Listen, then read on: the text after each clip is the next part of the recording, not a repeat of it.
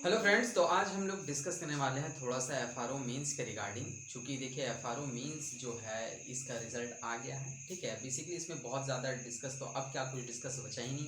ठीक है, आप फिजिकल करें जिनका रिजल्ट हुआ, शुभकामनाएं। लेकिन मैं बेसिकली ये वीडियो उन लोगों के लिए है जिन्होंने मेंस का एग्ज़ाम दिया था एफआरओ का और उनका रिजल्ट नहीं हुआ है किसी कारणवश। देखिए उसके कई कारण हो सकते हैं। एक तो कि आपके मार्क्स जो है वो कम थे। ठीक है, कोई दिक्कत नहीं, इससे कोई आपत्ति नहीं है। ठीक है, दूसरा क्या है कि हो सकता है आप क्वालिफाइंग में फेल करते हो। ठीक है, इसकी प्रोबेबिलिटी बहुत कम है लेकिन हो सकता है। तीसरा क्या है कि आपके कॉपी को कंसीडर ना किया गया हो। ठीक है, कॉपी को आपके कंसीडर ना किया गया हो। जैसा कि पता है कि जेपीएससी ऐसा पागल आयोग है, सॉरी बोलना पड़ रहा है, किसी भी चीज़ को इंट्रोड्यूस करता है तो उसके बारे में बताता तक नहीं है। आप ऐसे ही किसी भी चीज़ को इंट्रोड्यूस कर देते हैं मेंस में, इतना बड़ा चेंज कर देते हैं और किसी को इन्फॉर्म तक नहीं करते। एक छोटा नोटिफिकेशन जारी करना आप ज़रूरी नहीं समझते हैं कि जो है आपको कैसे अब लिखना है। मेंस में हम लोग जैसे परंपरागत रूप से लिखते आ रहे थे, किसी भी क्वेश्चन को आप किसी भी सेक्शन के किसी कहीं भी लिख सकते हैं, पूरे पहले क्वेश्चन को आखिरी पेज में भी आप लिख सकते हैं। लेकिन यहाँ पे व्यवस्था पूरी तरीके से चेंज था। ठीक है, चेंज था तो इसके बारे में एक नोटिफिकेशन भी जेपीएससी ने नहीं दिया, बताया भी नहीं। फलतः इसका निष्कर्ष ये हुआ, इसका फल ये निकला कि अक्सर और बेशतर स्टूडेंट ने अगर 1800 ने मीन्स दिया या 2000 ने मीन्स दिया तो उसमें से 1400-1500 बच्चों ने ये गलती किया है। मैक्सिमम बच्चों ने ये गलती किया क्योंकि किसी कोई अवगत नहीं थे।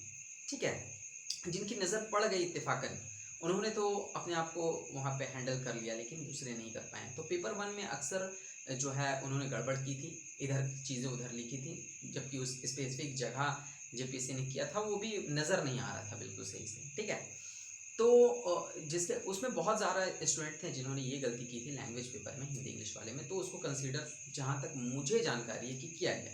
लेकिन क्या बाद के जो पेपर्स थे, जो जीएस का पेपर था, जो ईवीएस का पेपर था, यानी ऑप्शनल का जो भी पेपर था, पेपर 1 पेपर 2, क्या उसमें भी जिन्होंने गलती किया तो उसको कंसीडर किया गया? मुझे लगता है कि शायद जीएस के पेपर में जिन्होंने गलती कर दी उनको इसका हर्जाना भुगतना पड़ा। शायद ईवीएस के पेपर में जिन्होंने गलती कर दी उनको शायद कंसीडर नहीं किया गया। मैं कंफर्म नहीं हूँ, मैं इसकी जानकारी जुटाने की कोशिश कर रहा हूँ और मेरी उन स्टूडेंट से दरखास्त है कि आप मुझे कॉल करें।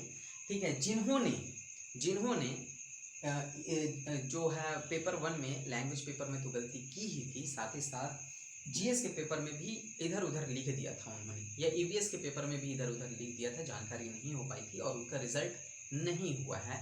वो मुझसे ज़रूर कांटेक्ट करें। नंबर क्या है? 8863098419। ठीक है, तो ये मेरा नंबर है। कल से आप मुझे कांटेक्ट करें, सुबह 8 बजे के बाद से कांटेक्ट करें। क्या इसका निष्कर्ष निकाला जा सकता है वो हम जरूर चर्चा करेंगे। और अगर इस बिहाफ में रिजल्ट रोका गया है तो ये बहुत गलत हुआ है।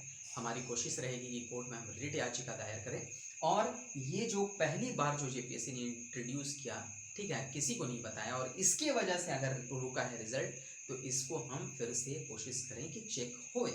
ठीक है, और अगर कोई दूसरी वजह है तो फिर कोई बात नहीं है, ये कंपटीशन है, जीत हार होती रहती है, कोई बात नहीं है। लेकिन हाँ, अगर इस कारण से जो है कॉपियाँ चेक नहीं हुई तो फिर हम इसका गंभीर विरोध करते हैं, बहुत ही मजबूती के साथ विरोध करते हैं, क्योंकि ये एक सिली मिस्टेक था, चूँकि आपने बताया भी नहीं कि हम ऐसे ऐसे इंट्रोड्यूस कर रहे हैं। ठीक है, आपकी क्या राय है कमेंट में ज़रूर बताएं।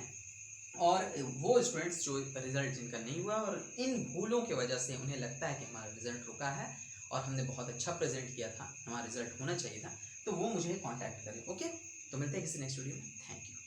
Please subscribe, please share, and please like.